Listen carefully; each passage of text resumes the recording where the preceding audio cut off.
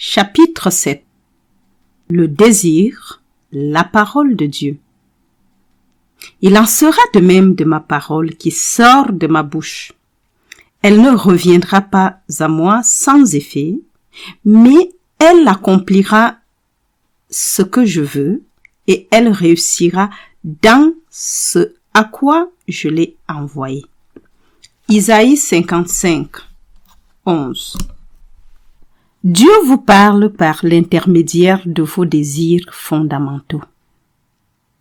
Vos désirs fondamentaux sont des paroles de promesses ou des prophéties qui contiennent en elles-mêmes le plan et le pouvoir d'expression.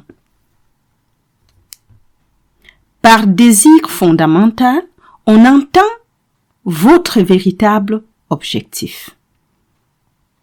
Les désirs secondaires traitent de la manière de les réaliser.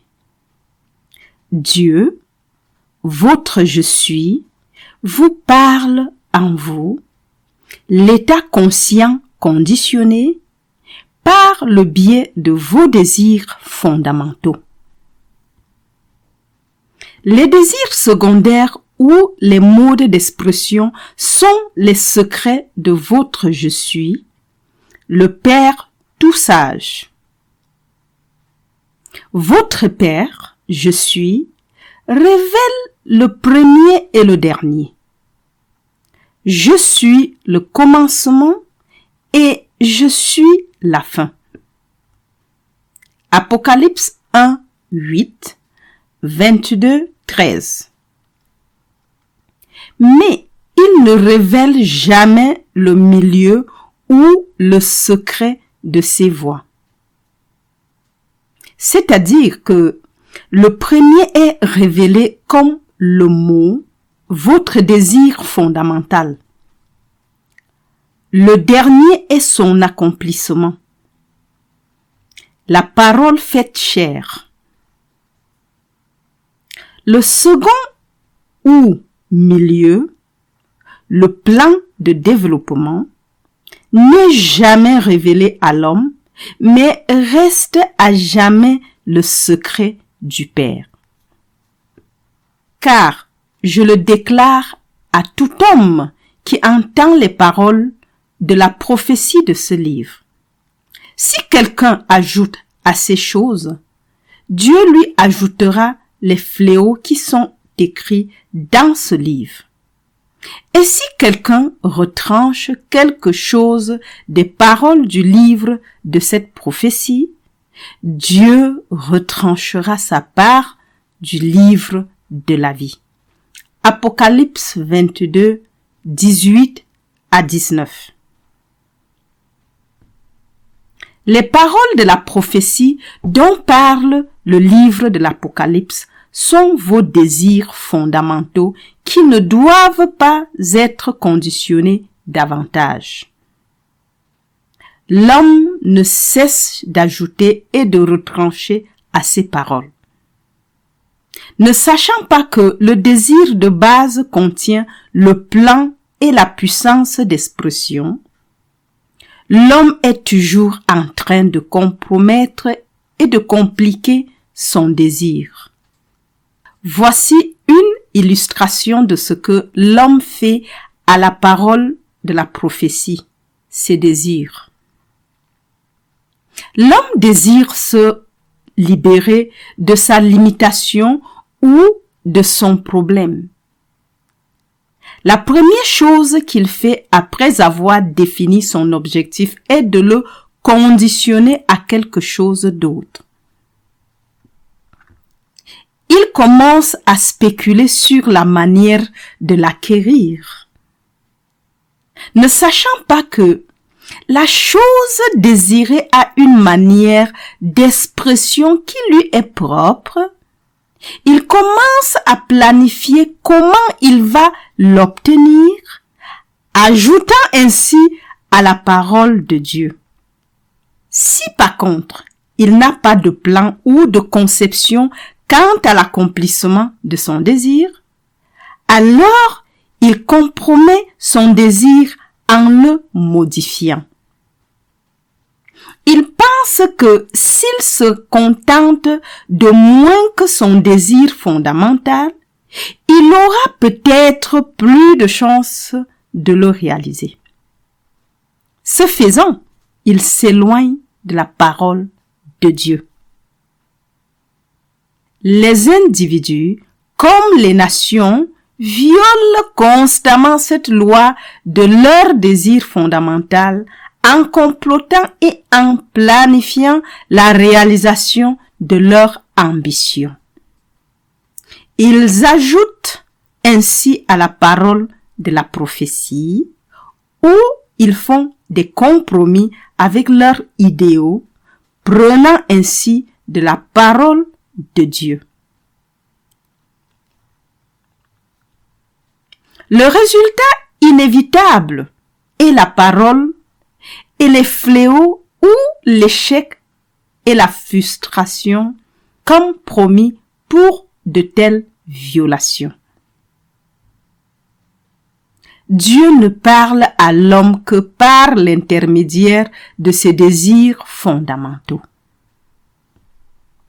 Vos désirs sont déterminés par la conception que vous avez de vous-même. En soi, ils ne sont ni bons ni mauvais. Je sais et je suis persuadé par le Seigneur Jésus-Christ qu'il n'y a rien d'impur en soi, mais pour celui qui voit quelque chose d'impur, c'est impur. Romains 14, 14. Vos désirs sont le résultat naturel et automatique de votre conception actuelle de vous-même. Dieu, votre conscience inconditionnée, est impersonnelle et ne respecte pas les personnes. Actes 10, 34, Romains 2, 11.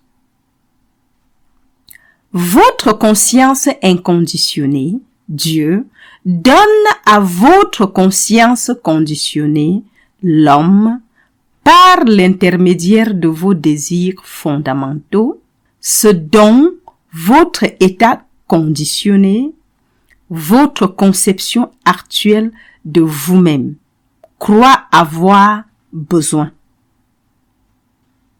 Aussi longtemps que vous resterez dans votre état de conscience actuel, vous continuerez à désirer ce que vous désirez maintenant. Changez votre conception de vous-même et vous changerez automatiquement la nature de vos désirs. Les désirs sont des états de conscience qui cherchent à s'incarner. Ils sont formés par la conscience de l'homme et peuvent facilement être exprimés par l'homme qui les a conçus. Les désirs sont exprimés lorsque l'homme qui les a conçus adopte l'attitude d'esprit qui serait la sienne si les états désirés étaient déjà exprimés. Maintenant, parce que les désirs, quelle que soit leur nature, peuvent être si facilement exprimés par des attitudes d'esprit fixes, un mot d'avertissement doit être donné à ceux qui n'ont pas encore réalisé l'unicité de la vie et qui ne connaissent pas la vérité fondamentale que la conscience est Dieu, la seule et unique réalité. Cet avertissement a été donné à l'homme dans la célèbre règle d'or.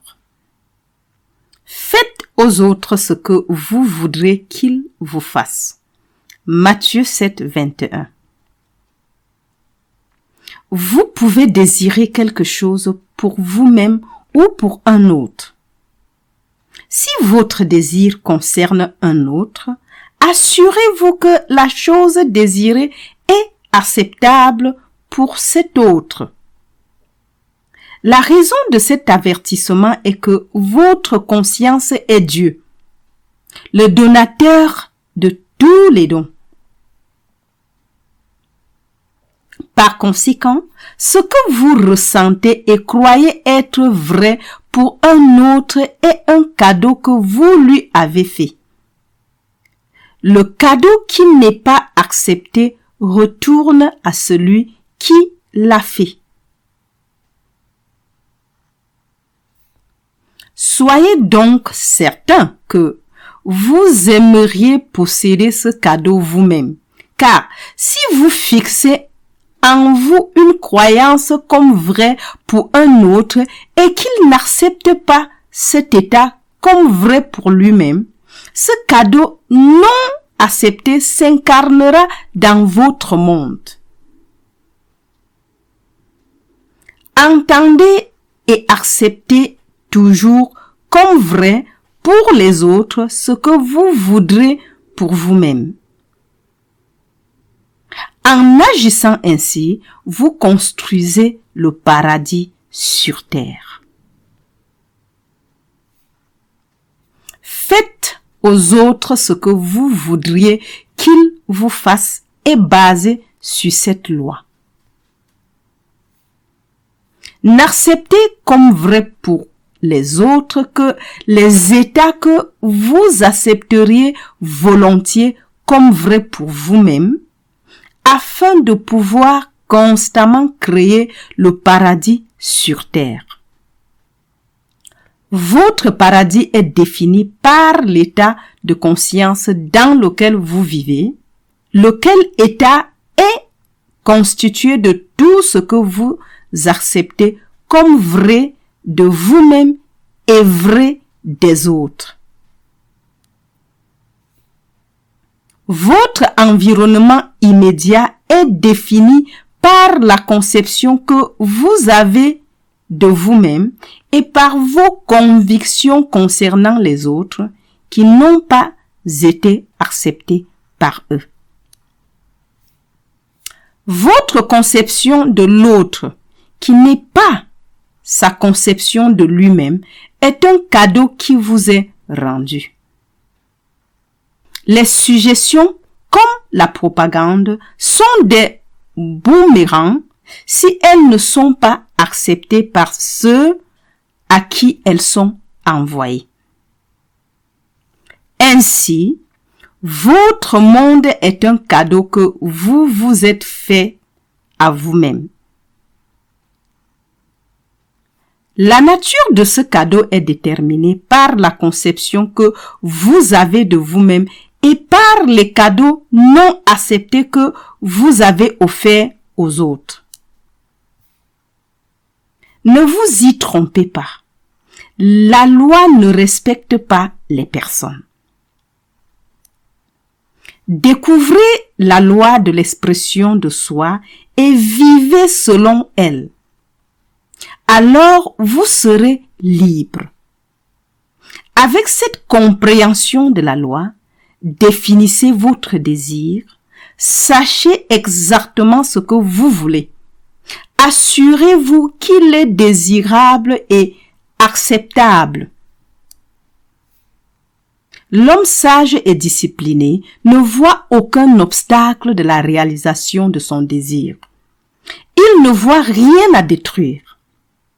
Avec une attitude d'esprit fixe, il reconnaît que la chose désirée est déjà pleinement exprimée, car il sait qu'un état subjectif fixe a des façons et des moyens de s'exprimer que personne ne connaît. Avant qu'il ne demande, j'ai répondu. Approche. Isaïe 65, 24. J'ai des voix que vous ne connaissez pas. Approximativement. Isaïe 42, 16. Mes voix sont insondables. Romains 11, 33.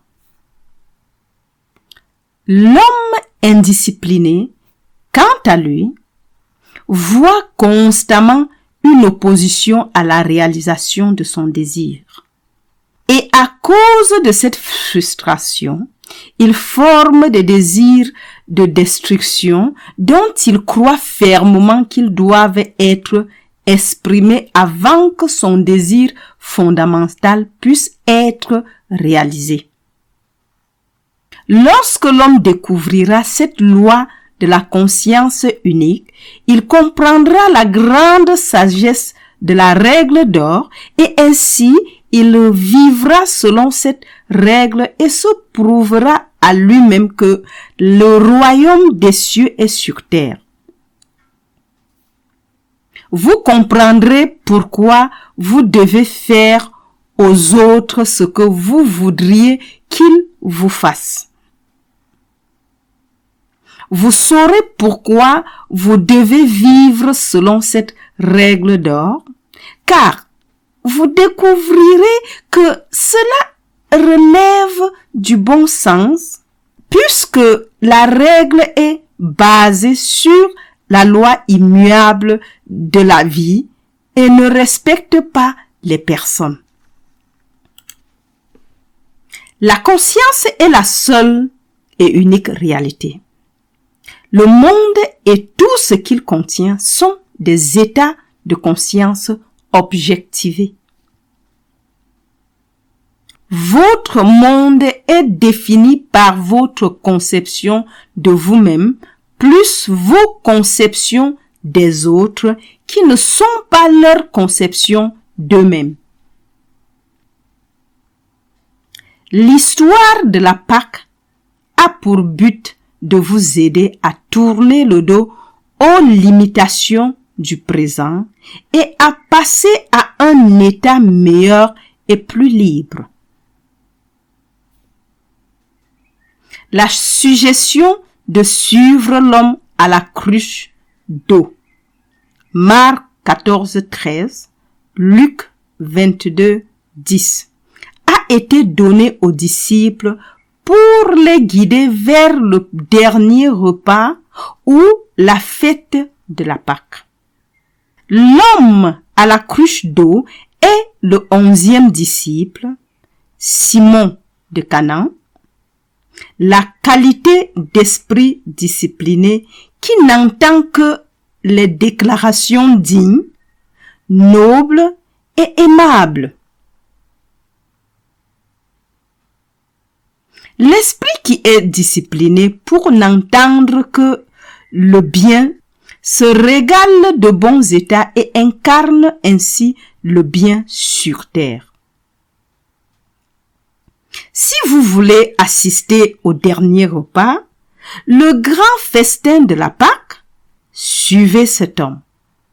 Adoptez cette attitude d'esprit symbolisée par l'homme à la cruche d'eau et vous vivrez dans un monde qui est vraiment le paradis sur terre.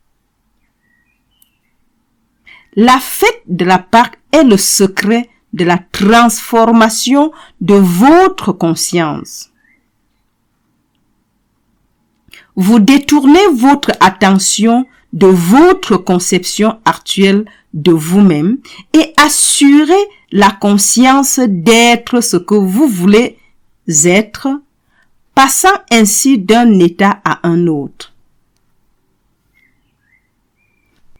Cet exploit est accompli avec l'aide des 12 disciples qui sont les 12 qualités disciplinées de l'esprit. Vois votre foi et ta fortune du même auteur, chapitre 18.